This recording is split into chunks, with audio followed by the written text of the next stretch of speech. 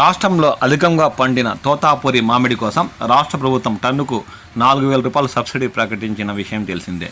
దీనిపై చిత్తూరు జిల్లా కలెక్టర్ సుమిత్ కుమార్ పలు సూచనలు చేశారు. గుజ్జు కోసం మామిడి సేకరించే పల్ప్ ఫ్యాక్టరీలు, ర్యాంపులు ప్రతిరోజు ఉదయం 7 నుంచి రాత్రి 8 గంటల వరకు పనిచేస్తాయని కలెక్టర్ సుమిత్ కుమార్ తెలిపారు.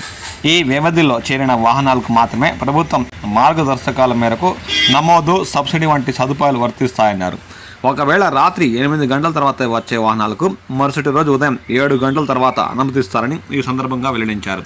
ఈ విషయాన్ని రైతులు గమనించాలని ఈ సందర్భంగా ఆయన కోరారు. జిల్లాలో మామిడి రైతుల నుంచి తోతాపురి కాయలను టన్ను 6,000 రూపాయలతో కొనుగోలు చేయడానికి నిర్ణయం తీసుకున్నట్లు జిల్లా ఫ్రూట్ ప్రాసెసర్ ఫెడరేషన్ జిల్లా అధ్యక్షుడు రఘురామ్ చౌదరి తెలిపారు. మామిడి రైతులకు రాష్ట్ర ప్రభుత్వం టన్నుకు 4,000 రూపాయలు సబ్సిడీ ప్రకటించిన విషయం తెలిసిందేనని ఈ సందర్భంగా ఆయన CM Chandrababu, deputy CM Pawan Kalyan, ఇందుకు కృషి చేసిన చిత్తూరు జిల్లా కలెక్టర్ సుమిత్ కుమార్కు ఫెడరేషన్ తరఫున ప్రత్యేక కృతజ్ఞతలు తెలియజేశారు. మామిడి రైతులు ఈ విషయాన్ని గమనించి తమకు సహకరించాలని ఈ సందర్భంగా ఆయన కోరారు.